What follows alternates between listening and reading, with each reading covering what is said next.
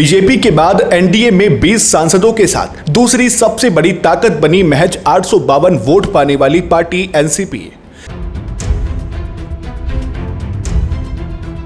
Party के national organisation secretary Shantanu Dey को media से मिली विलय की खबर, अध्यक्ष और संस्थापक के फोन हुए बंद। मुस्लिम सांसदों और विधायकों की बड़ी संख्या के कारण बीजेपी में सीधे मर्जर रोककर पर्दे के पीछे रची गई पूरी कहानी। दोस्तों, पश्चिम बंगाल में इतिहास का एक ऐसा जादुई खेल हुआ जिसने लोकतंत्र के सारे नियम कायदे हवा में उड़ा दिए। एक ऐसी पार्टी जिसका ना कोई वजूद था ना कोई पार्षद था, वो रातों रात देश के किंग मेकर्स को पछाड़कर एनडीए की सबसे बड़ी ताकत कैसे बन गई। इस महाखेल की इनसाइड स्टोरी देखकर आपकी आंखें फटी की फटी रह जाएंगी।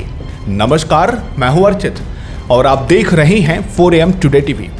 दोस्तों, बंगाल में जिस तरह का जादू ग्रेट मैजिशियन पीसी सरकार नहीं दिखा पाई, वो जादू आज मोदी जी की टीम दिखा रही है। और इस जादू का असर यह है कि एक गुमनाम सा आदमी रातों रात देश का ताकतवर नेता बन गया है। और अगर स्पीकर, जी हां, स्पीकर साहब ओम बिरला पर भरोसा करें हम और आप, तो इस आदमी के पास आज की तारीख में 20 सांसद, जी हां 20 सांसद हैं। जबकि नायडू बाबा, जिन्हें हम किंग मेकर कहते हैं, उनके पास सिर्फ 16 सांसद हैं और नीतीश बाबू के पास सिर्फ 12 सांसद। यानी एनडीए में इस आदमी की party NCPI, nationalist citizen party of India, BJP के बाद सबसे ताकतवर साथी बन गई है।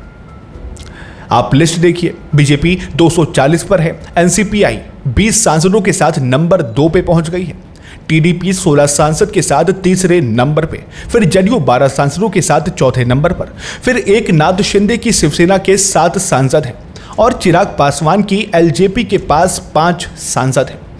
अब दोस्तों, रंक से राजा बनने की जो कहानी है मोदी जी के दौर में, इसमें कदम कदम पे फ्रॉड और जालसाजी के आरोप लग रहे हैं। जी हां, ऐसे जालसाजी जो 70-75 साल में किसी ने नहीं देखी।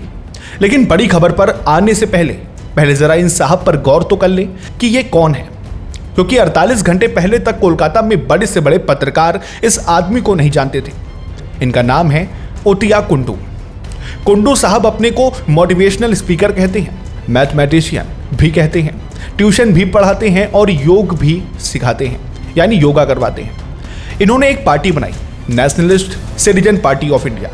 इन्होंने अपनी पत्नी शेवली कुंडू को इस पार्टी का प्रेसिडेंट बना दिया और अपने एक परिचित शांतनु डे को जनरल सेक्रेटरी ऑर्गेनाइजेशन बना दिया। इस पार्टी का दफ्तर कोलकाता से दूर हावड़ा के एक छोटे से गांव हटगाचा में है। त्रिपुरा में इस पार्टी ने चुनाव लड़ा था, जहां इसे कुल मिलाकर सिर्फ 852 वोट मिले। और आज क्योंकि कुंडू साहब के पास अचानक 20 सांसद आ गए हैं, तो उनका घर और दफ्तर के चारों तरफ पैरा मिलिट्री फोर्सेस लगा दी गई है। अब इन सारे तथ्यों पर अगर स्पीकर ओम बिरला साहब या उनका स्टाफ थोड़ा गौर करता, तो हो सकता है कल स्पीकर साहब चाय पर इन बागी सांसदों को नहीं बुलाते। जिस पार्टी को सिर्फ 852 वोट मिले, वो अचानक एनडीए में बीजेपी की सबसे बड़ी साथी बन गई। शरद पवार और उद्धव ठाकरे से भी ज्यादा सांसद इस पार्टी के पास हो गए। अगर आप इस पूरे घटनाक्रम की तारीखों पर गौर करेंगे तो पूरी कहानी खुलकर सामने आ जाएगी। 4 मई को बंगाल में नतीजे आए, 9 मई को शुभेंदु अधिकारी ने मुख्यमंत्री पद की शपथ ली और ठीक इसके 24 घंटे बाद यानी 10 मई को ओतिया कुंडू मुख्यमंत्री शुभेंदु अधिकारी से मिलते हैं और फेसबुक पर फोटो डालते हैं। इसके बाद 8 जून को शुभेंदु अधिकारी के इशारे पर टीएमसी के सांसद टूटना शुरू होते हैं और दिल्ली में मोदी जी के खास मंत्री भूपेंद्र यादव के घर पर एकजुट होने लगते हैं। और सबसे इंपॉर्टेंट तारीख 14 जून को ये बाकी सांसद स्पीकर साहब के घर पहुंचते हैं और ऐलान करते हैं कि उनका कुंडू साहब की पार्टी यानी एनसीपीआई में मर्जर हो गया है। हैरानी की बात देखिए, पार्टी के national organisation secretary Shantanu Dey को खुद मीडिया और सोशल मीडिया से पता चलता है कि उनकी पार्टी में 20 सांसद आ गए हैं। जब वो अपनी अध्यक्ष शेवली कुंडू को फोन मिलाते हैं तो फोन नहीं उठता और ओतिया कुंडू का फोन स्विच ऑफ आता है। इसके बाद एक और नाटकीय मोड़ आता है। कुंडू साहब की वाइफ शेवली कुंडू अचानक कैमरे पर आकर बयान देती हैं कि उन्होंने तो कुछ दिन पहले ही अध्यक्ष पद से इस्तीफा दे दिया था। इतना ही नहीं, वे शांतनु डे को भी पहचानने से इनकार कर देती हैं और कहती हैं कि उन्हें सिर्फ त्रिपुरा चुनाव के लिए एक अस्थायी जिम्मेदारी दी गई थी। यानी साफ है कि पूरी पार्टी की डील पर्दे के पीछे हुई। इस पर राज्यसभा सांसद मनोज झा ने भी बड़ा तीखा हमला बोला।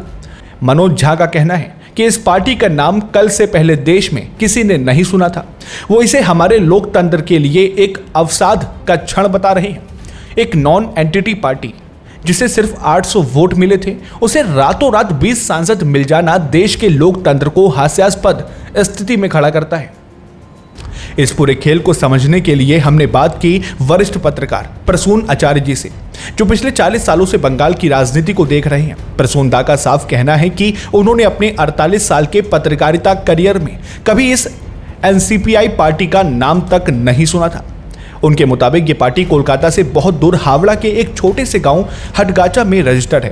प्रसून दा कहते हैं कि बंगाल के सबसे अनुभवी नेता जैसे ममता बनर्जी और विमान बसु, जो हर गांव को जानते हैं, उन्हें भी इस पार्टी के बारे में कोई जानकारी नहीं थी। प्रसून दा ने एक और बड़ी बात बताई कि पार्टी की प्रेसिडेंट शेवली कुंडू के पति ने 14 मई को शुवेंदु अधिकारी के साथ हाथ जोड़े हुए अपनी फेसबुक डीपी बदली थी, जिससे साफ पता चलता है कि इसके पीछे बीजेपी और शुवेंदु अधिकारी का ही कनेक्शन है।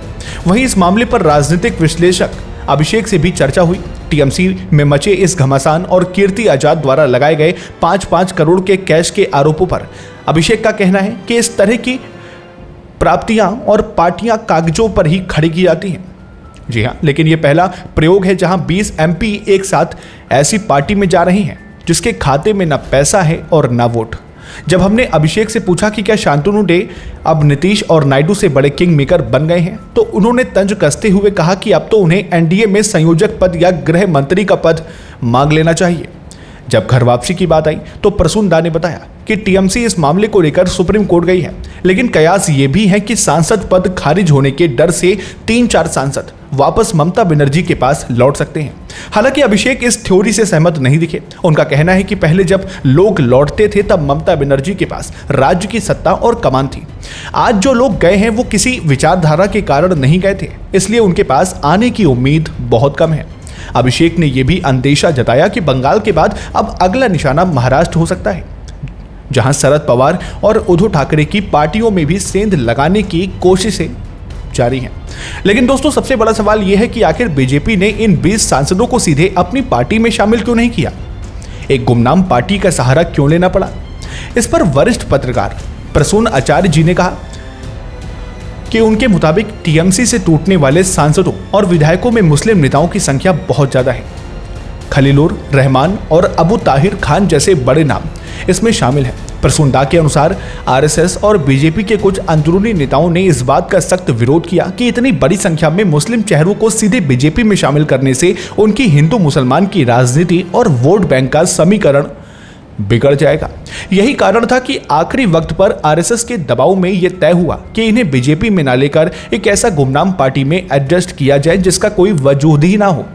यानी दोस्तों, कहानी साफ है, पैसा देकर पार्टी तोड़ी गई, लेकिन मर्जर करते समय भी ये देखा गया कि कौन हिंदू है और कौन मुसलमान। लोकतंत्र के इस बड़े खेल पर आपकी क्या राय है? कमेंट बॉक्स में अपनी राय जरूर साझा करें। फिलहाल के लिए इतना ही। लाइक करें, शेयर करें और सब्सक्राइब करें 4AM टुडे टीवी को। फिर मिलते हैं एक और नए अपडेट के साथ। तब तक के लिए नमस्कार, जय हिंद, जय भारत।